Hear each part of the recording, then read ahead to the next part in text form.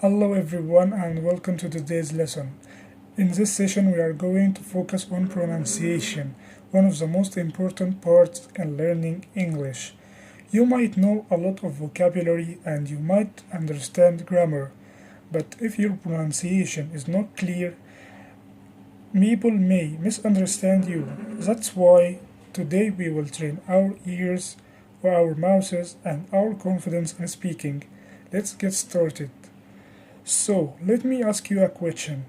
Have you ever tried to say something in English, but the listener didn't understand you? Maybe you said a word and they repeated it back to you, but it sounded completely different from how you said it. That's because pronunciation is more than just reading letters. It's about sounds, stress, and rhythm. In this lesson, we will cover three main things. Number one is individual words, the small sounds of English like vowels and consonants. Number two is word stress, knowing which part of the word should be strong. Number three, sentence and intonation, the music of English, how our voice goes up and down. And don't worry, we are not just going to talk about pronunciation, we are going to practice it together. Even though I can't hear you, I want you to repeat after me. Try the sounds and feel the difference in your mouth. Let's start with sounds. English has some sounds that don't exist in other languages. For example, the TH sound. Try saying think, three, Thursday. Now compare it with another sound. Think, see, Saturday. Do you notice the difference?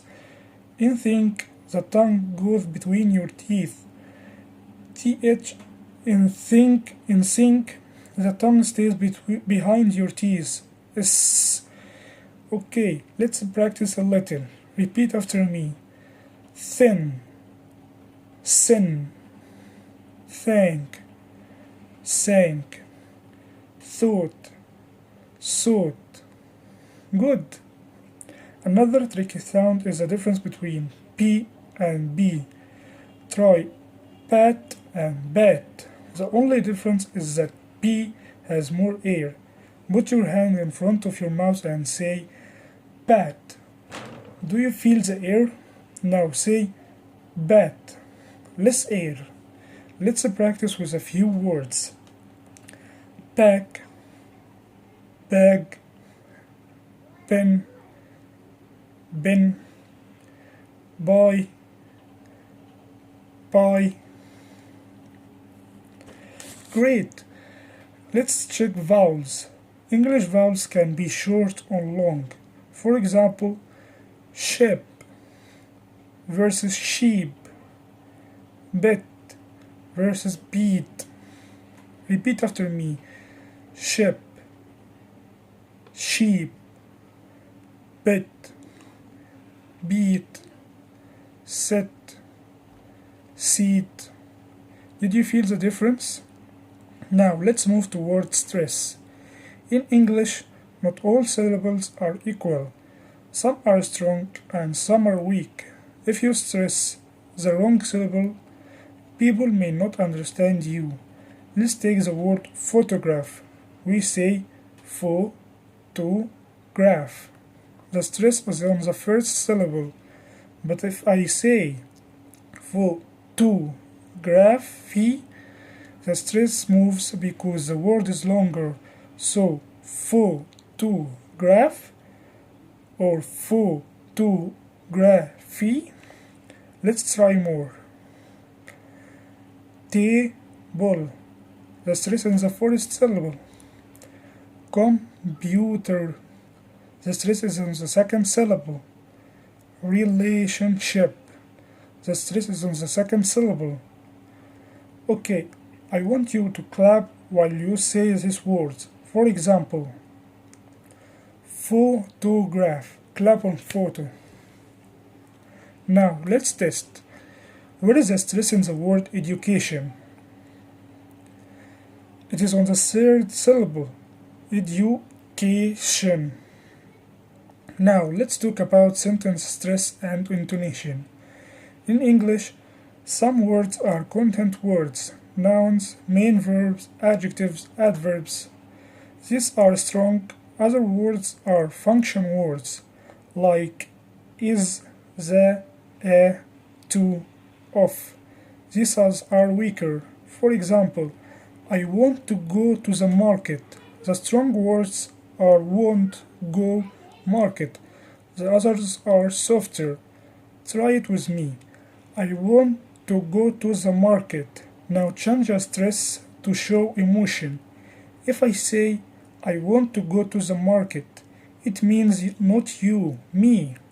If I say I want to go to the market, it means I really want it. If I say I want to go to the market, it means not another place. So stress can change the meaning.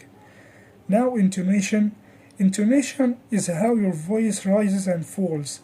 In questions, our voice usually goes up.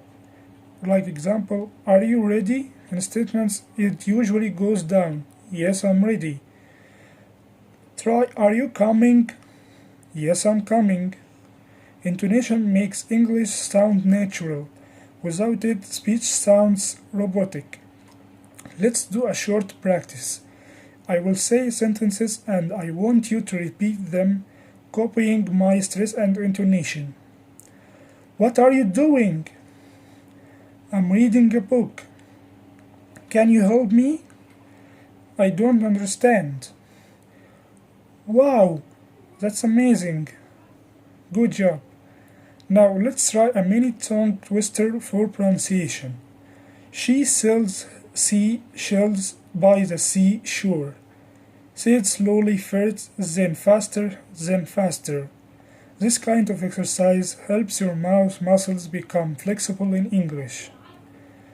So today we practiced individual sounds like th, p and b, and vowels, word stress, sentence stress, and intonation.